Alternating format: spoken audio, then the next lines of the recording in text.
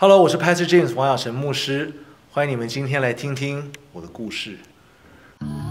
亚成牧师从小在教会长大，学校成绩一般的他，觉得自己资质平庸，无法成就远大理想，却在神奇妙的带领下走进非洲，建立职业学校，设置医疗诊所，为非洲人圆梦。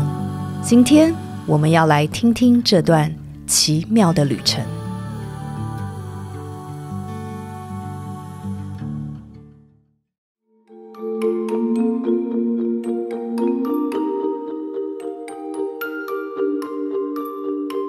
我小时候是住在一个山腰的一个社区哈，那这个社区很漂亮，那白天的时候是风景非常美丽，说好听就是有蝴蝶啊这种，那可是事实上也有些蛇啊，什么一些蝎子那种，还有什么癞蛤蟆你都看得见。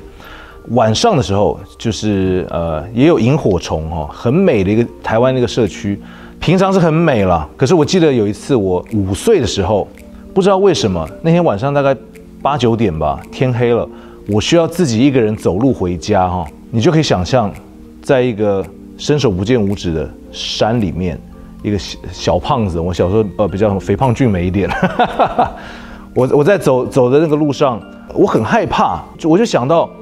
白天有时候有看到蛇啊，还有蝎子啊，还有癞蛤蟆，我觉得我随时都有可能成为他们的眼中的猎物啊，所以我那时候非常恐惧，走5分钟的路程，好像感觉像走了2、3个钟头一样。我在恐惧的时候，我就心中突然想到一首诗歌，就是有主在我船上，我就不怕风浪，直到岸地天家。哇，我觉得边唱边壮胆哦，就觉得心情就好多了。那时候我突然发现，我心中有一个声音在和我对话，我以为是我自言自语，现在回想看，就是上帝在和我第一次的一个很真实的互动。这个声音就问我说：“亚成啊，你为什么这么害怕？”我说：“因为很黑啊，我看不见，伸手不见五指。”那你为什么怕黑呢？我说：“旁边有蛇啊，有蝎子啊，还有什么癞蛤蟆的，很恐怖哎。”那这个声音又问说：“那如果你被蛇咬、被蝎子咬会怎么样？”我说：“会很痛啊，而且好像会死掉哎。”这声音继续问我：“那如果你死掉之后会发生什么事？”我突然就一想，对哈，我们的儿童主日学老师说，如果你信耶稣的话，你死了以后会上天堂。哇！如果我被蛇咬，我会死掉，死掉以后会上天堂，天堂有吃不完的棉花糖，这也太棒了吧！突然之间，这个5岁的小胖子哈，那个对于黑暗的恐惧和未知的恐惧，突然间完全消失了，很奇妙。从那一天之后，好像一个有一点抓住那个永恒的一个连结，与永恒连上线的这样的一个开始，也和我未来走这个牧师的路哈，这个传永生的福音，成为一个很奇妙的开始。刻板印象，亚洲的家庭父母亲都会希望你功课好啊，然后你一定要去成为医生、律师或者什么什么师的嘛。那事实上，我父母亲却不是这样的一个价值观。那我父亲一直对我说，最重要的就是要好好吃饭，好好运动，好好去教会哈。所以感觉起来，在他心目中，身心灵的健康比学业反而更重要，所以从小我就在一个比较没有学业压力的情况下长大。但是我有没有志向？我其实是有的。事实上，我的父亲他小时候的志向就是要做医生，因为他希望能够有一天可以去非洲做医疗宣教士。我父亲后来他很认真的念书，他还真的后来考到了台大医学院，但是在他考到那一天呢，却查出来他有色盲。他梦想成真的一天，也是他梦想破灭的一天。所以我以前听过他的分享这一段，我反而心里有一个志向，我想要做医生哈。可是现在有个很大的问题，就是我成绩是非常差的。我从小因为我爸没有要求我们念书，我就真的很听话，我就不念书了。对，我就真的好好运动，好好吃饭，好好去教会。我记得小学1年级的时候，我们的老师就在全班面前问：“有没有人愿意分享你未来的志向？”我为了要帮助老师暖场，不要冷场，我就举手了。我说：“老师，我要分享我的志向，我以后要做医生。”结果老师一听到我要做医生，他眼睛真的大大的，然后指着我说：“你要做医生，王雅诚，你不要把人医死就不错了。”你知道我怎么回他吗？我说：“搞不好有一天我救你一命这样子。”可是到了我11岁的时候，有一天我就在房间问我自己一个问题，我说：“哎，雅诚啊，你以后到底想要做什么？”就在那时候，我突然有一个念头到我脑海中，就是又是儿童主日学老师跟我说的，他说：“你要积财宝在天上，不要积财宝在地上。”所以那时候我就想说：“哦，那我想要积财宝在天上，那怎么样积财宝在天上呢？”我这个小脑袋就想说要做讨上帝喜悦的事情，那就做牧师吧。那时候我就走到客厅，跟我的父亲说：“爸，我以后想要做牧师啊。”我父亲和我们的家族其实都是非常敬虔的基督徒，所以那时候他听到之后，他就回我一句，他说：“你这个想法很好。”就隔天早上马上打电话到在美国的这个我的爷爷奶奶家，说：“雅诚以后要做牧师了。”那我们全家族都很高兴，所以我想要做牧师的这颗心啊，是在11岁就在我生命中萌芽了。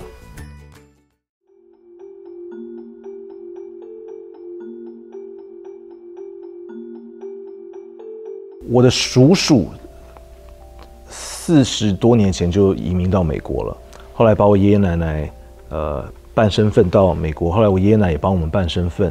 那所以我在16岁的时候，我跟我的妹妹就先移民到美国。那我们到美国就是跟爷爷奶奶住在北加州这个矽谷这个地方。一开始住在一起的时候很开心啊，可是没有想到就是因为大家都很相爱，很珍惜彼此。可是却又没有这个生活的默契，反而会有很大的压力。我就记得在我跟爷爷奶奶正式吃晚餐的那个第一天的晚上，我爷爷做了一盘的烤鸡腿，3、7、21只烤鸡腿摆在我面前，哇，这个来美国就是来对了哈！我就马上吃了3根鸡腿，哇，真的很爽。可是当我要准备去伸手拿第4根鸡腿的时候，我突然经历到人生从来没有过的一个无名的压力。我开始有一个问题，说我到底该不该拿第4根鸡腿？如果我拿了，会不会造成爷爷奶奶觉得我没有家教？可是如果我不拿的话，他会不会觉得我嫌他做的不好吃，太见外？沙发在那边，我到底要不要跳过去躺在上面？特别有一次，我还记得我那时候，我跟我妹妹打电话回台湾嘛。就说：“爸妈，我们希望圣诞节可以回台湾呢，去看看你们，看看朋友。”结果没有想到电话一挂才发现爷爷奶奶在他们的房间在偷听我们讲电话。他们就穿着睡衣，睡眼惺忪的，可是很难过走出来，就说：“你们是不喜欢跟爷爷奶奶一起住啊，所以想要回台湾。”哇，这个解释不清楚，没有，我们就是想要回去看看家人而已。现在回想起来，大家压力都很大，求好心切。可是却想太多，一直到有一次我去参加一个韩国的同学他邀请我去参加他们教会的祷告会。那天真的就是很猛的一个祷告会，一群年轻人在一个房间，音乐开得超级大，然后就好，我们要开始祷告了，把灯一关，全场都看不见任何人。可是你听到旁边有人在嘶吼啊，在跪在那边捶地啊，还有人在打滚，哇，怎么大家都在吼？我是不是应该吼2句可是我不知道吼什么，我说上帝你好不好啊？今天天气不错啊。吼完之后我就不知道讲什么了。那我就躺在那边，突然之间和爷爷奶奶相处的这个压力那个极沉重的石头就压在我的胸口，然后我就马上就吼出来了：上帝，为什么你要让我和爷爷奶奶的关系这么紧张？我相信你让我有机会跟爷爷奶奶相处是好的，可是为什么让我现在过得这么痛苦？我都快要疯掉了。感觉好像我就是一个在父亲的怀中在挣扎、在闹的一个小孩发泄到一个地步，我觉得我力气都用尽了。那时候我就跟上帝说：“上帝，我好累。”结果在那个时候，我突然感觉好像有一双很温暖的膀臂把我抱在怀中那上帝有一股很强的爱就灌注在我的全身。突然之间，我就看见了我爷爷奶奶他们年纪这么大了。可是他们却还是这么辛苦的在照顾着我和我的妹妹，尽其所能的每天接送我们上学，帮我们照顾3餐，也确保我们安全。哇，我就开始一直流泪，为着他们来感谢，然后开始为他们祷告，主啊，你保守他们一定要健康。那天晚上，我心中的这些压力完全得到释放，很奇妙。从那天之后，我跟我爷爷奶奶关系就好得不得了。后来他们搬去老人公寓，我们就没有住在一起了。可是我们常常去找爷爷奶奶，跟他们关系非常非常的好。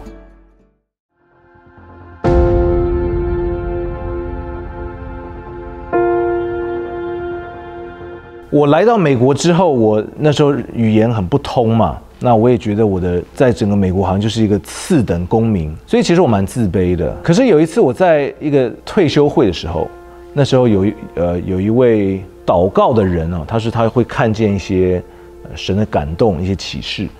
他最后我祷告，他是讲英文的，后来经过人翻译，我才知道他的祷告说他看见有一长排的人在等着我为他们祷告。那我从小就很渴望成为牧师嘛，可是我因为这个环境的转折，让我就是很没自信，所以这给我带来很大的一个信心哈。后来我去念神学院，其实我的那段时间其实过得不是很顺利哈。那一方面在侍奉上面有很多的年轻人来来去去，让我觉得哇，生活其实蛮孤单的。那另一方面那段时间我很认真的在一个感情当中，后来没有成。非常失望，也觉得很心痛这样子。结果有一次我又去一个祷告会，有一位牧师在为我祷告的时候，他说：“我看见你的心有一个好像一个砖头在一直钻，钻的你很痛。”哇！我一听他这样讲，我就开始一直流眼泪，一直哭他说：“你知道为什么上帝允许这件事情发生吗？其实上帝是在凿一个水井，在你看来，你的心被凿得很痛。”但事实上，你的生命里面有很丰富的水，但是需要有一个凿井的过程。等到有一天这个水井会凿好，你这个里面的泉源可以帮助很多人。这2次的祷告给我很大的鼓励结果这2个意象，到后来在我非洲宣教的时候都发生了。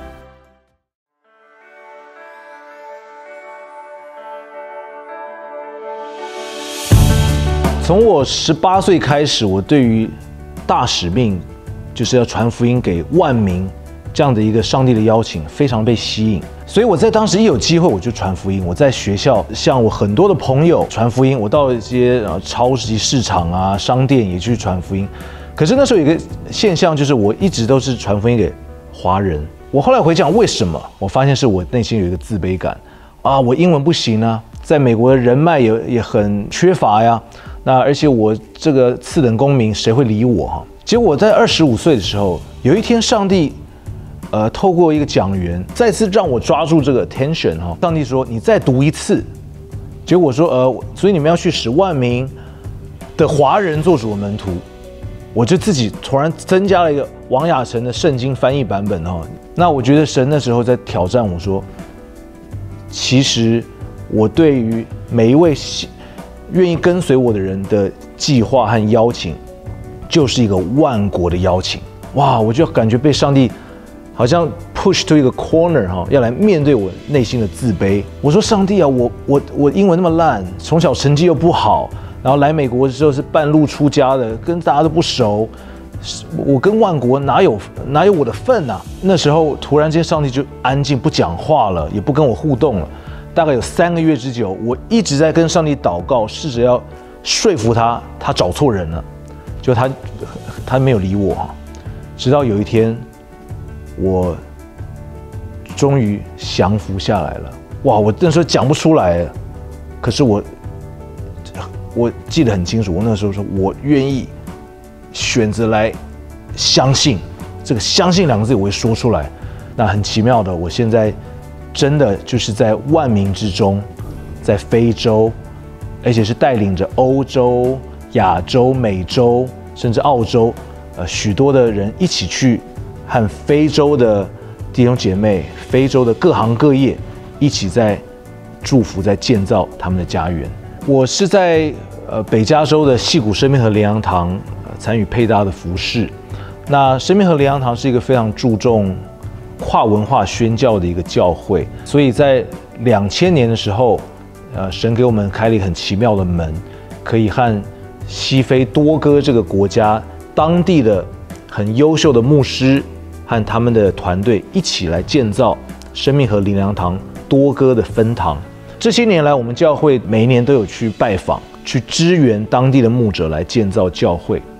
在2008年的时候，我们在多哥已经成立了8间生命河灵粮堂。那后来，在当地的牧师就说，我们想要办一个青年特会，把8间教会的年轻人聚在一起，来有一个奋兴、一个鼓励年轻人的聚会。我们希望在美国可不可以派一位讲员来和年轻人分享勉励？那时候刘同牧师就来问我说：“雅晨啊，非洲要办一个青年特会，他们希望有个年轻人讲员，你愿不愿意来去做他们的讲员？”我一听到，我觉得哇，这何等荣幸的事情啊！我当然愿意去。所以那是我第一次有机会去西非短宣，那一次的聚会非常的荣耀啊！全场150位年轻人全部都被圣灵大大充满，然后有人哭泣，有人悔改，然后有人就是回应了神的呼召。我们的聚会非常非常成功，那我们就决定说明年可以再来办一次这样的聚会。在一切都讨论的差不多之后，当地的青年牧师 Pastor Matthias 他突然说了一句话，他说 I have a dream that one day African churches can become self-sufficient。 这个梦想他说出来的时候，我很shock。第一个 shock 就是我觉得很困难。多哥在当年是全世界可能倒数第5穷的国家哈，他们连他们的首都的大街上晚上都是点油灯哎。那第二，我说老兄啊，如果我是你，我的梦想就是有一天外国有个教会来支持我，我就已经满足了。所以我自己在那边挣扎，觉得很困难的时候，突然心中有一句话，就是说在神没有难成的事。哇，那句话一出来，我就大声阿们。我一阿们，我就发现神在邀请我和非洲的弟兄姐妹一起来筑非洲的梦。所以我已经决定，我至少接下来30年、40年，我就会一直跟非洲人来想办法，来追逐这个非洲自给自足的梦想。那我们每一年都有办青年特会，后来除了多哥之外，其他周围的国家也有年轻人代表来参加。我就记得在第4年的时候，那一次有差不多400个人来参加青年特会，然后在礼拜天聚会结束前，我们就安排了一个恩膏祷告的时间，我就被安排在其中最左边这一排的年轻人这一排，要来为他们祷告。当我站在那边的时候，我头一抬起来，我突然看见有一排的人，我就想到在我高中那时候英文都不会讲，有一位代祷者，他在祷告的时候就看见了我这个意象，我才发现哇，甚至我在什么都不懂的时候，上帝都已经知道他要使用我。那是我经历了很特别的一个时刻，隔了10多年，意象真的就实现了。在2016年的时候，刚好那一次我是在多哥过生日哈，当地的牧师和孤儿院的年轻人特别给我办了一个 surprise 的 birthday party。然后 party 这个结束之后，我们非洲牧师说，Pastor James， 我们儿童之家哈刚盖好了一个水井，是今天盖好的，你要不要来看一看？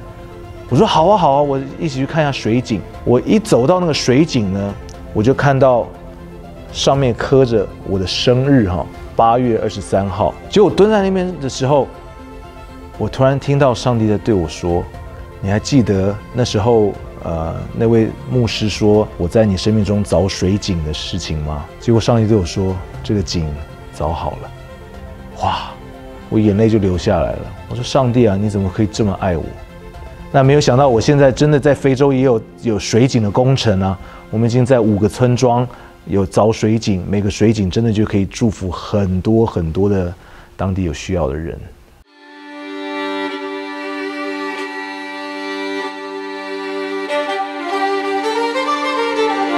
2008年开始，我就跟非洲人一直在想，到底怎么样可以帮助他们自给自足。其实，在非洲，他们非常重视教育，不亚于华人。可是不同的是，在一个 infrastructure 并没有很成熟的环境，你就算念完了高等教育，也不代表你可以有工作。在当地的第一学府，毕业的人，他们的就业率也只有50%而已。可是，在当时在非洲，我们发现有一个很有趣的一个说法，而且是全非洲都是赞成的。你如果会3个技能，你就100%可以找到工作，或是可以创业，就是电脑、外语和驾照。就是你会打字，你会 Office Suite， 你能够写 email， 这就是会电脑了。外语你也不用什么莎士比亚的程度，你只要能够跟别人沟通就可以了。驾照就是你要考到驾照，你还不需要有车子。你只要会这3样，你就100%可以有工作，然后你未来就可以无限发展。所以那时候我们就发现一个现象哦，大家都知道这件事情，而许多人也就挤破头想尽办法要去外国念书。可是事实上，在同一条街上，有一批人，他们其实就是在用这些技能在工作为生，而且做得很好的，甚至有不少人是有教师的执照的。可是为什么有人想要学，有人可以教，却对不在一起？我们才发现，他们缺乏的，或是他们需要的是一个能够让这些人聚在一起的平台，就是职业训练的平台。所以我们就发现，如果把这样的一个平台设立起来，那么自给自足的这样一个计划就可以开始了。当时就有几位多哥的职场专员，又是敬虔爱主的，又有专业的工作的背景，然后又有教师的执照。那从那个时候我们就开始，我和这位弟兄叫做 Francois， 就成立了 Africa Career Training School， 我们叫做 X。那从那时候开始，我们就试着要让这个学校成为一个政府立案的学校，然后呢，能够跟当地的商业、当地的公司行号是对接的，训练出来的学生是能够学以致用，直接可以工作的。而且我们的学生不只是要能工作，是要有对的价值观的。我的成功不是只是赚钱，我的成功是要对家庭负责，和社会领袖要一起来建造家园的。那而且是有诚信的，有爱心的。所以我们毕业出来的学生就业率是到现在是全国最高的，是有85%的就业率，比当地的第一学府50%还要高很多哈。当地的教育部都非常高度的关注，甚至教育部长都派发言人来和我们说，如果全多哥都用我们这样的一个理念在推广教育的话，20年之内失业率就会消失了。这是非常大的一个肯定啊！那感谢神，过去从2014年开始到现在2023年，9年的时间，我们已经不但是政府立案，现在已经有600位以上的学生毕业，然后有85%可以找到工作或是创业。这意思就是呢，已经有500-600位年轻人，他们的未来和他们的家庭的未来永远都不再一样了。当地人很重视教育，毕业对他们来说是真的是不得了的事情。所以我们今年有120人毕业，我们就租了全多哥最大的室内的聚集场地，就是多哥的国会的会议厅。结果你知道来多少人吗？我们总共来了2700个人来参加，所有的亲友啊都来参加，哇，太荣耀了。我们想要说，我们带着我们这个单纯的爱心，那也集结各地人士一起来帮助他们，来见证他们人生重要的一刻哈。那同时我也有机会在全国电视台面前，还有现场2700位朋友面前来分享神在你们生命中有美好的计划，就好像当年梅宣教士对我奶奶所说的话，我有机会来对非洲的朋友来说这些话，相信这些福音的种子也要来改变一个又一个家庭，甚至他们家族的未来。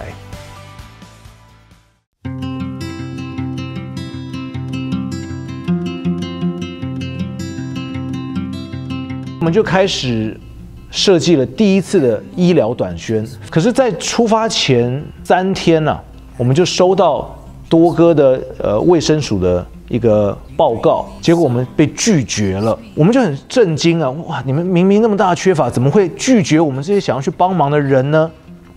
我就问陈昌文医师，我说我们还要去吗？他说我们当然要去啊，我们要去找这个拒绝我们的这个官员，要请教他我们该怎么样才可以做得更好。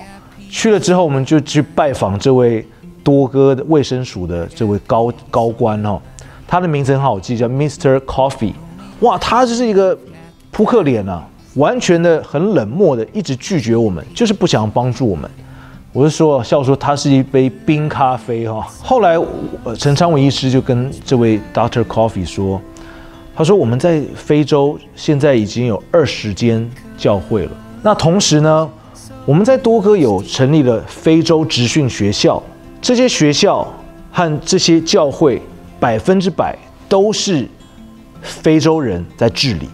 我们所来做的就是来支持、来支援你们的自己人，来站起来，而且来发展。结果没想到，这个 Mr. Coffee 一听到这边，他突然就坐起来了。他讲了一句我永远忘不了的话，他说 ：“We are sick and tired of people coming to show off。”从这个高官的口中，我才听到了非洲人内心的实话。可是让他听到我们在多哥，我们就是在扶持当地的职场专人来起来，他说这个味道就对了。他马上从他抽屉拿出一张申请单，他说：“你们如果能够符合这里面的条件，就是有一块自己的地，有一个自己的诊所，而且这个建筑图是多哥政府通过的，然后有多哥的医生和护士治理这个诊所，我就给你一个 license。而这个 license 是，你不但这个诊所是可以来看诊。”多哥全国各地任何地方你都可以看诊，你也可以用这个 license 来邀请海外的医护人员来协助多哥一起来成长。因着许多人的共襄盛举，我们真的就在8个月之内有一块地，有一个诊所，然后 hire 了多哥的医疗人员，开始了一个生命和医疗诊所。上帝也为我们预备了一个合作的伙伴，就是嘉义基督教医院。那嘉义基督教医院他们有一个很棒的一个理念，因为有这样的一个能够在全国各地看诊的这样的一个 license， 我们也可以在不同的村庄设立健康小站，从简单的服务开始，测量血压，测量你的身高体重，疟疾的测试剂这样的开始。那当我们有这样想法的时候，在多哥各界的医疗人士都非常的高兴，他们甚至觉得这很有可能就是多哥医疗问题的一个解答哈。感谢神，我们现在已经有在5个村庄有健康小站，我们也计划和 X Career Training School 开始有护士、护理的这样的训练。那当我们这样成立起来之后，越多的护理专人训练出来，就可以在越多的村庄开始有健康小站，那很有可能多哥的医疗的整个 structure 就有一个极大的一个 transformation， 多哥自己人也可以让医疗自给自足。哇，在非洲有一个医疗诊所成立了，这整个推动的人竟然是一个从小成绩最差的那个人，是那个想要替父亲完成医疗的梦想，可是被老师说你不要把人医死就不错的那个人。2020年是什么日子呢？就是我父亲70岁那个时间，我就发现我父亲在17岁的时候，他医疗宣教的梦想看似破灭了，可是在他70岁的时候，最不可能完成医疗梦想的这个孩子，竟然在非洲成立了一个医疗诊所。虽然有时候好像觉得上帝在开一个大的玩笑，但是没有想到上帝是在写一个更美的剧本。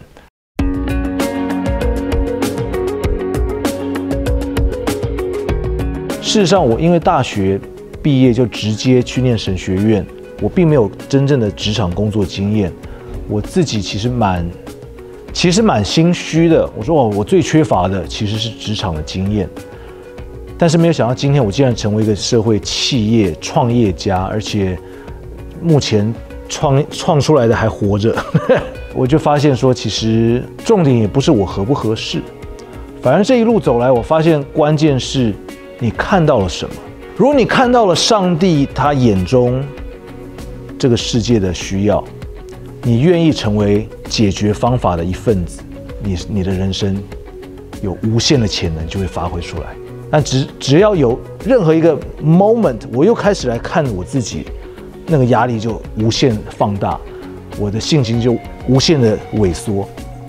我必须要看我自己，要重新再次与上帝的视角对焦，这个方向又对了。我们家3代搬了3个国家，我的奶奶从中国搬到韩国，我的父亲从韩国搬到台湾，然后我从台湾搬到了美国。我想，我儿子以后不知道会搬到哪里去哈。那我觉得哇，这有意思哎，我们都是在转换的过程当中，事实上转换是不容易的。我就发现转换其实带来几件事情。第一个，我们生活很不舒服。当我们不舒服的时候，我们其实是在被塑造。第二，当我们在不舒服的时候，我们才会去寻找内心最深处的力量和需要。也许在我们人生当中真的有很多不舒服的时刻，可是那也许反而就是我们人生中的定义时刻。如果我们愿意认定了，好，这其实是个祝福，我们就闯进去了，我们就要透过这个转变不舒服，我们要进入一个极大的丰盛。